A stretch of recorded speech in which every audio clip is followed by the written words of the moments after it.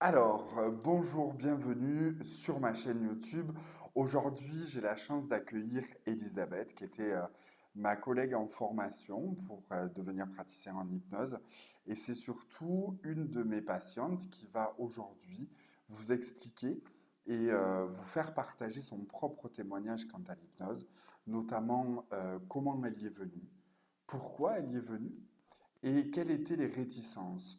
On fait cette vidéo aujourd'hui pour non seulement enlever des croyances limitantes, mais également expliquer l'intérêt de l'hypnose et le dépassement de toutes les craintes et de toutes les peurs qu'on peut avoir.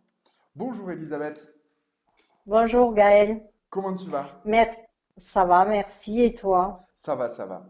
Alors aujourd'hui, comme je disais, on vient discuter ensemble de ton premier pas dans l'hypnose. On ne va pas parler de l'aboutissement, la conviction, parce qu'aujourd'hui tu es convaincu de la pratique, mais on va essayer de revenir à l'origine de ton envie d'intégrer cette thérapie brève particulière dans l'hypnose. Première question, comment est-ce que tu as pu découvrir l'hypnose et plus particulièrement l'hypnose thérapeutique? Alors, j'ai découvert l'hypnose à un spectacle de village où Mesmer est venu faire son show, on va dire. Donc là, j'ai découvert vraiment l'hypnose en live. Mhm. Et j'ai pas été sujet de Mesmer, hein, mais je l'ai découvert en tant que spectateur. Voilà. Donc ensuite, bien, j'ai fait des formations PNL, programmation neurolinguistique. J'ai lu des livres et toujours il y avait un rapport avec l'hypnose, les bienfaits de l'hypnose, etc. Donc, comme j'hésitais à faire une thérapie avec cette méthode, eh bien, j'ai décidé de faire une formation, tout simplement, de devenir élève. Et donc, je t'ai rencontré, voilà.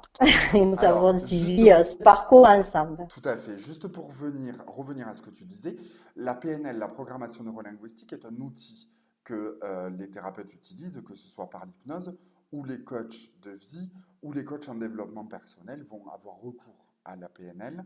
Et Mesmer, donc tout le monde le connaît, le fascinateur célèbre qui passe maintes et maintes fois à la télévision, qui a vulgarisé dans le bon sens du terme l'hypnose, qui utilise lui l'hypnose classique et non l'hypnose thérapeutique dans ses Tout à shows et fait. dans ses spectacles. Alors, donc, ma deuxième question, du coup, ce qui m'amène, c'est qu'est-ce que l'hypnose t'a apporté ou pourquoi est-ce que tu es venu à l'hypnose? Quels étaient tes objectifs? Eh bien, en fait, mes objectifs étaient de casser toutes ces croyances qui nous, qui nous freinent finalement, les Mhm. croyances limitantes, massacrantes. Et si on suit les dires de la PNL, etc., bien, c'est une méthode quand même qui est relativement rapide, avec de très bons résultats, puisque eh bien, notre subconscient a toutes les réponses. En fait, nos ressources y sont logées et nous ne savons pas lui parler correctement. Et D'accord, donc donc, l'hypnose est un bon outil. D'accord. Donc, grâce à l'hypnose et du coup à un praticien en hypnose érectionnelle, tu as voulu découvrir l'intérieur, tes propres ressources et tes propres clés à tes barrières que tu rencontrais tout au long de C'est ta vie. exactement ça. D'accord. C'est l'importance et c'est ça que je voulais noter aussi à travers cette vidéo, c'est que l'hypnose n'est pas une solution en soi, mais c'est bien un outil pour rentrer à l'intérieur de soi et découvrir ses propres pratiques et ses propres solutions. Merci Tout beaucoup. à fait. Nouvelle question. Qu'est-ce qui t'a freiné dans le passage à l'action, dans entre j'ai envie de faire de l'hypnose et je contacte un thérapeute pour faire mon hypnose? Quelles ont été tes limites, tes croyances limitantes, comme tu dis toi-même? Ben, mes croyances limitantes, c'est que je suis quand même quelqu'un qui se jette pas à l'eau comme ça, hein, qui a des craintes, voilà. Et donc, encore une croyance limitante. Tout à Et fait. donc, eh bien, ce qui fait que j'ai voulu, Tu m'as parlé du lâcher prise aussi en première séance. voilà, j'ai voulu maîtriser mon lâcher prise en fait, ne pas me laisser aller. Et donc, j'avais cette réticence et, Voilà, et ce qui fait que ce que les gens ont peur les trois quarts du temps quand ils vont en séance d'hypnose, c'est qu'ils ont l'impression qu'ils vont perdre le total contrôle et qu'on va pouvoir c'est tout leur ça. faire faire et tout Voilà, leur c'est faire ça. dire. Alors que tu peux confirmer que c'est pas vrai. Je garde pas. Bien sûr, quand j'ai fait la formation avec toi, je me suis rendu compte qu'on pouvait se laisser aller et comme c'était bien agréable de se laisser aller, puisque la personne qui est là pour te conduire dans ce phénomène de transe, etc., eh bien, elle est bienveillante et tu peux t'autoriser à se lâcher prise. Voilà, la clé, tu l'as dit, c'est la bienveillance du thérapeute. L'objectif d'un thérapeute, c'est l'accompagnement de son patient pour qu'il puisse s'élever encore plus. Donc, quand on est dans cet esprit-là, il n'y a aucune raison qu'on aille dans n'importe quel sens et qu'on ait un côté pervers de la prise en charge par l'hypnose. Tout à fait. Alors, la dernière question, quels éléments t'a convaincu ou t'a permis de passer le cap et de se dire, allez, j'y vais, je fais confiance et je commence ma thérapie? Ben, le fait d'avoir fait cette formation, puisque par le biais de la formation, eh bien, on a découvert les outils pour amener le patient en hypnose. Et c'est pas je rentre dans son cerveau, je manipule ce qu'il y a à manipuler, je prends ce dont j'ai envie. Non, ça se passe pas du tout comme ça.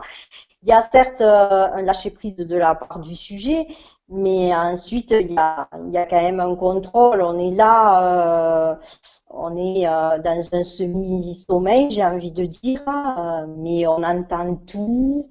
Euh, Puis bon, le praticien, il est bienveillant, il va poser des fusibles, ben, il va nous autoriser si jamais on a des craintes à pouvoir prendre ce qu'on a envie de prendre, se réveiller si on veut pas continuer, etc. Donc c'est un climat de confiance qui s'instaure, ce qui est Tout à primordial. fait.